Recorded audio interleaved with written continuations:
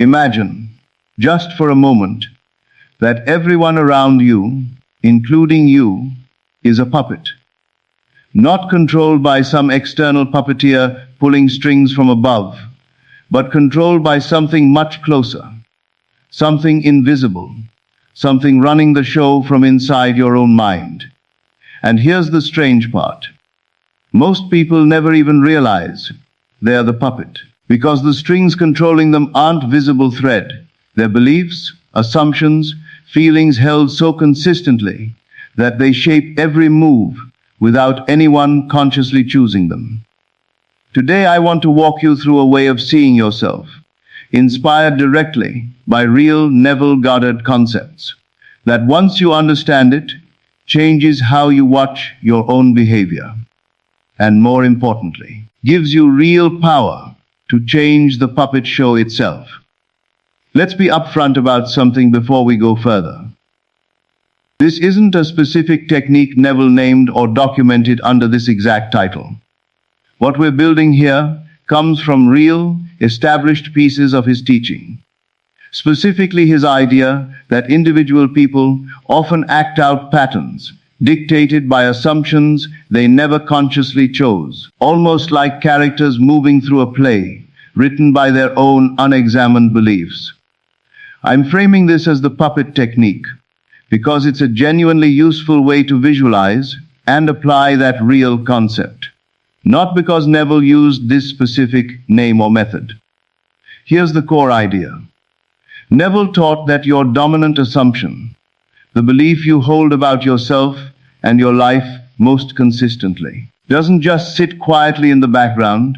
It actively directs your behavior, your reactions, your decisions, often without you consciously noticing it happening. In this sense, you're being moved, like a puppet, by strings you didn't consciously attach, strings made of old beliefs, inherited assumptions, and habitual feelings that were installed long before you ever thought to question them. Let's make this concrete. Think about someone who deeply believes, somewhere below full conscious awareness, that they have to earn love through constant effort. Watch how this belief moves them like strings on a puppet. They overextend themselves in relationships without even deciding to. They say yes when they mean no. They feel anxious during silence. They interpret neutral situations as signs of rejection. None of these reactions are being consciously chosen in the moment. They're being pulled, automatically, by a string attached to a belief installed long ago. The person experiencing this often feels like these reactions are simply who they are, rather than recognizing them as a puppet's automatic response to an invisible, unexamined string. This is where the puppet technique becomes genuinely useful, not as something mystical, but as a practical way of observing yourself with enough distance to actually notice these strings operating in real time. The practice works like this. Throughout your day, you deliberately step back, just slightly, and observe your own reactions as if watching a puppet on a stage, rather than being fully identified with every single thought and feeling as absolute truth. When you notice yourself reacting strongly to something, anxiety, defensiveness, a sudden urge to over-explain yourself, you pause and ask, what string is being pulled right now? What belief is moving me like this? This slight distance, this observer position, is incredibly powerful because it's genuinely difficult to consciously examine and change a belief while you're completely fused with it, reacting automatically without any awareness that a reaction is even occurring. By imagining yourself briefly as an observer, watching your own puppet strings in action, you create just enough space to actually notice the pattern, rather than simply being swept along by it the way you usually are. Let's talk about how this connects to Neville's broader teaching about imagination and assumption. Once you notice a specific string being pulled, a specific old belief driving a specific automatic reaction. You're in a much better position to consciously choose a different string to attach instead. This is where the practice becomes genuinely constructive rather than just observational. After noticing the old string in action, you deliberately imagine and feel a new, different response, a different underlying belief, and you consciously practice acting from that new string instead, until it becomes just as automatic as the old one used to be. Let's walk through the same relationship example again, but now applying the full practice. You notice yourself in the middle of a conversation, feeling anxious and starting to over-explain yourself unnecessarily. Instead of just continuing on autopilot, you pause internally and observe, almost like watching a puppet on a stage. Oh, that's the old string. The belief that I have to earn approval through explaining myself. Having noticed this, you then deliberately choose to imagine and feel a different string. Calm security. The belief that you don't need to over-explain to be understood or valued, and you consciously act from that new felt state instead, even if it feels a little unfamiliar or effortful at first. I want to emphasize why the word playful matters here, because this practice works significantly better when approached with curiosity and lightness, rather than harsh self-judgment. If you catch an old string being pulled and immediately criticize yourself for having that belief in the first place, you're actually just adding another layer of tension and self-judgment onto an already automatic pattern. The observer stance works best when it's genuinely curious and even a little amused. Oh, interesting, there's that old string again. Rather than frustrated or self-critical, which tends to reinforce tension rather than create the calm space needed to actually choose something different. Let's talk about why this technique specifically helps with a challenge a lot of people face when trying to apply manifestation concepts. The difficulty of noticing your own patterns in real time, while you're still fully inside them. Most manifestation advice tells you to feel a new state, assume a new belief, but doesn't always explain how to actually notice the old automatic patterns clearly enough to know what needs replacing in the first place. The puppet framing gives you a specific, memorable way to create that noticing, a simple mental image, watching your own strings. That's easy to remember and apply throughout an ordinary day, rather than requiring extensive, formal self-analysis sessions. I also want to address something important. This practice isn't about believing you have no free will, or that you're permanently and completely controlled by external forces you can never escape. It's actually the opposite. It's specifically designed to reveal the ways you've been unconsciously controlled by unexamined beliefs. Precisely so you can consciously reclaim control by choosing new beliefs deliberately, rather than continuing to be moved automatically by old ones you never consciously selected in the first place. Let's talk about specific moments throughout your day when this practice tends to be particularly useful.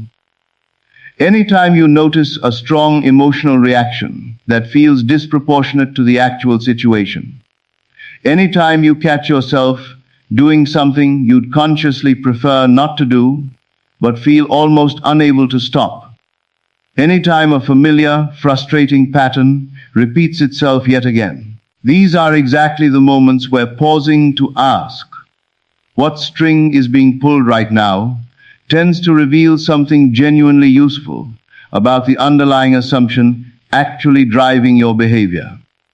I want to walk through the actual steps clearly, so this feels genuinely practical rather than just conceptual.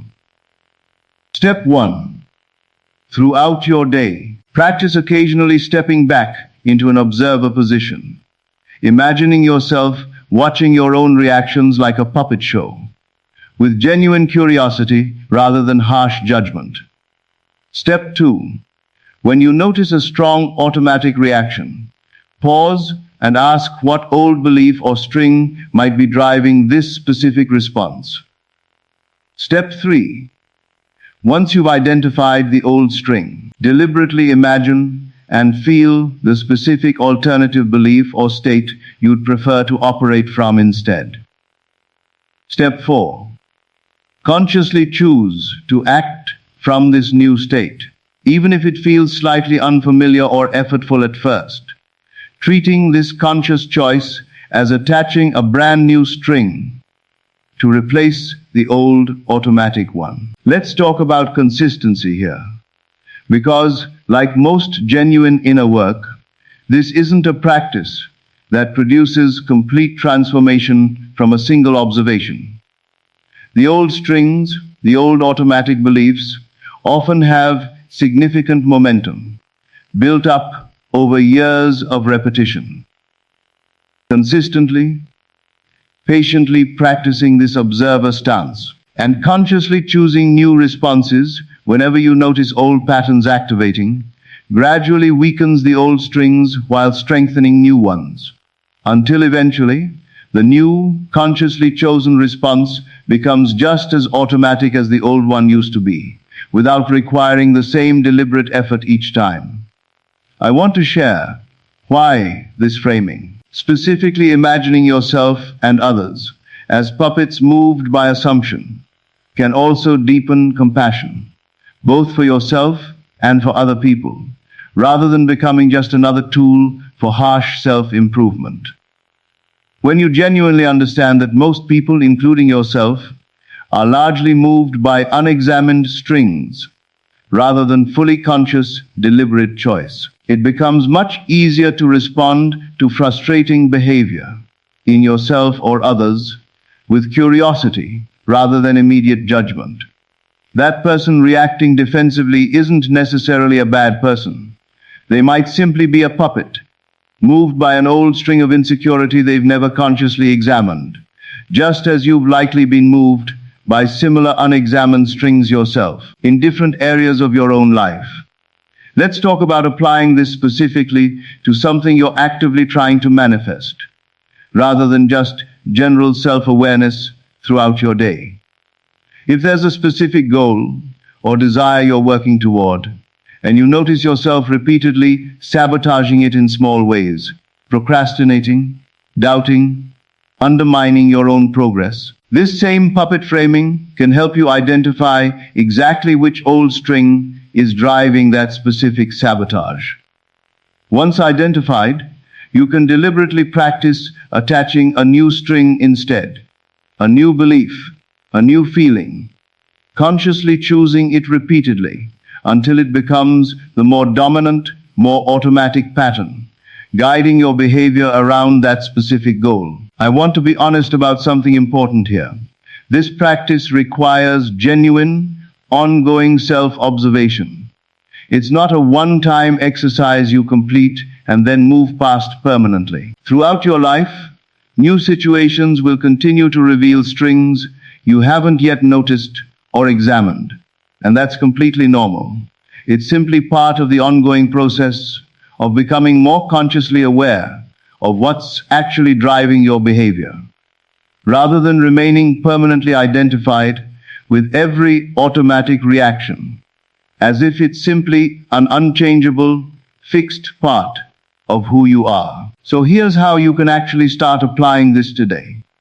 Throughout your day, occasionally pause and imagine yourself briefly as an observer, watching your own reactions with genuine curiosity, like watching a puppet show, rather than being completely fused with every single reaction as absolute truth. When you notice a strong or automatic reaction, gently ask, what string is being pulled right now? And once you identify it, consciously choose to imagine and feel an alternative response instead. Practicing this new state deliberately, even if it feels slightly unfamiliar at first, treating this conscious choice as replacing an old automatic string with a brand new one you've deliberately selected. I want to leave you with this final thought. So much of our behavior happens automatically, driven by strings we never consciously chose, installed by past experiences, inherited beliefs, and habitual patterns we've simply never questioned closely enough to notice. The puppet framing isn't about believing you're permanently powerless, controlled forever by forces outside your influence. It's actually the opposite, a genuinely practical way to finally notice those invisible strings clearly enough to consciously choose new ones instead. The next time you catch yourself reacting strongly to something, pause for just a moment and playfully, curiously ask yourself, whose strings are being pulled right now? Mine, consciously chosen, or an old, automatic pattern I've simply never examined closely enough to change?